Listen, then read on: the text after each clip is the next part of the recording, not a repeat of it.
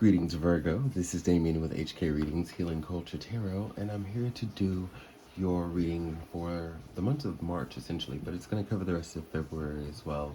This is going to be for Virgos by Sun, Moon, Rising, Venus, and or Jupiter, and this will cover your tropical placements and your Vedic placements, depending on whatever it is you follow. Just going to say it now, guys, early in the video. If you do resonate with anything that is upcoming, please like the video to help it reach more people who could use the message, and also subscribe to the channel. We'd love to have you here at HK Readings. The decks I'm going to be using today are already chosen for us. We is about to get into it.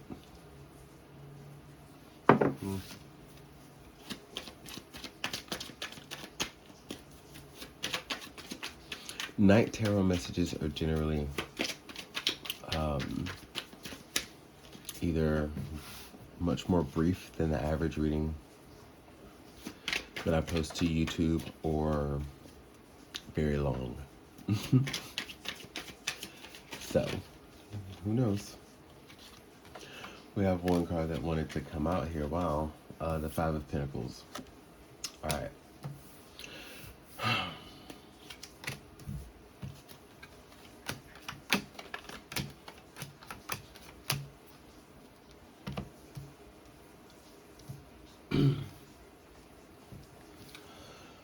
Okay, you know, I really feel that with everything that has led to your ascension, Virgo, you know, a lot of independence has been yielded.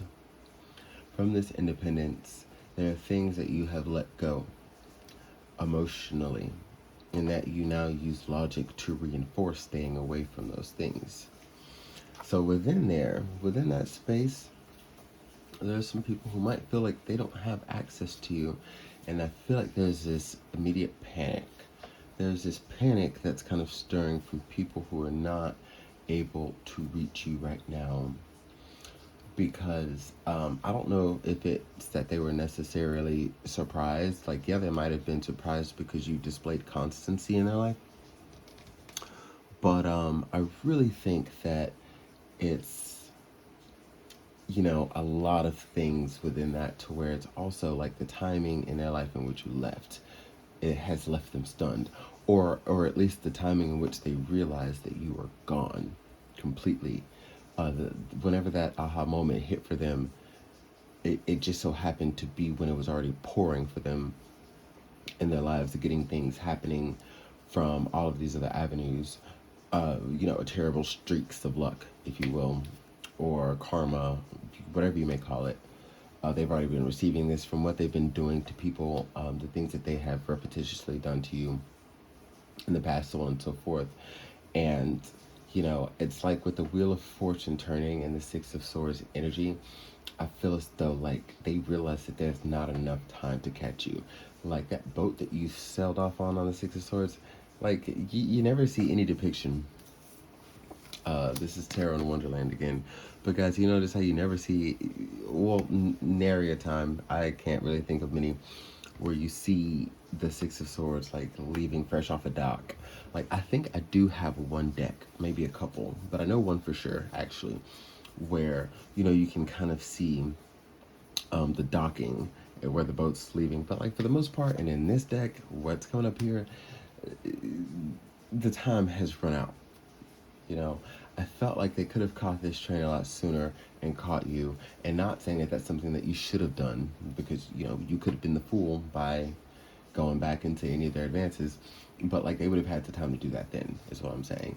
And now that things are dead, I mean, we have two cards of completion and succession here with the Ten of Swords to the Ten of Cups. Like, it's like the moment you have gotten a certain distance, the moment well, for some of you, the moment you've gotten a certain distance, for others of you, the moment that you just decided to close the chapter, it's the moment that you've stepped into happiness. Like, the Six of Swords usually talks about moving on with still holding on to like some ideas of fond moments, or some attachments, or something to whatever that they're leaving. But I feel like for you, you understand that that's a switch that you can flip on and off. And this goes back to the logic thing that I talked about in the beginning of the reading, how like you removed yourself emotionally so you can look at things logically.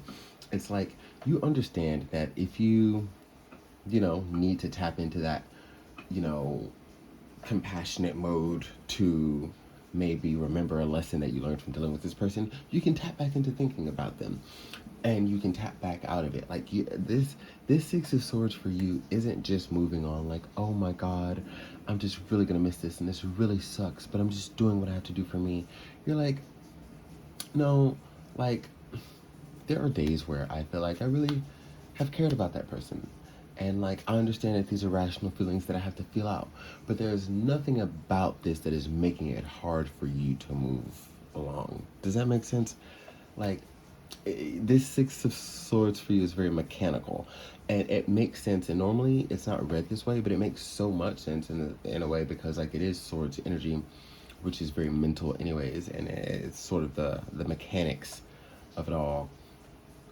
And leading to the Ace of Wands and the Seven of Pentacles, there's so much that you are achieving and that you will continue to be achieving. That now, like usually when you see someone in the Seven of Pentacles state, it's like a rebuilding and repairing and just like looking at where they can invest, and like, they've got a lot of motivation and energy in the corner, but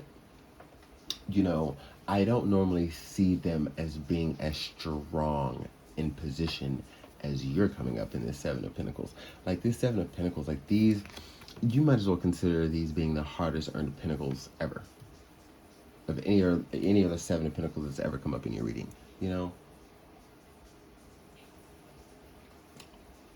Texas wine. Because like, this is like the epitome of when you get that new car and that new flat, and maybe that new position, or you've gotten new friends, or you're in a new income bracket, or you're traveling more, you're in a better spirit space, headspace, and all that. And then you're thinking about, what do I do next? Then you're like, what do I do next? You know what I mean? This is like you have achieved a position of power, and now you're able to say, okay, well, I'm kind of done with this. I've come to some completion. I've learned all I've needed to learn in all of this. So like, okay, take like a mogul, for example, like a model, like Tyra Banks, how she killed the model and fashion industry, and then what did she do? She diversified, and she now owns an ice cream business, and she's an entrepreneur and things like that. Like you're at the point where it's like, man, you have done your deeds with everything that there's to learn, with the people, places, and things that feel isolated from you right now.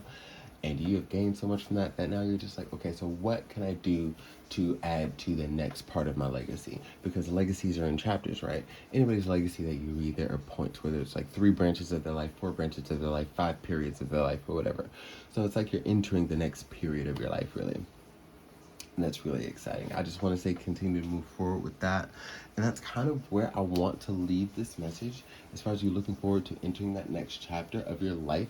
Because even if I get back into seeing what other energies are related around particular people or themes that are going to try to re-enter your life, it's like if we end on such a high motivational note, you see how like it just all seems so irrelevant at that point, and you really have the understanding that you know what you should do. Think about the next avenue you want to fucking plant your feet down into and sink into it. Only, in true Virgo fashion, of course. Much love to you all, and until your next reading, see ya.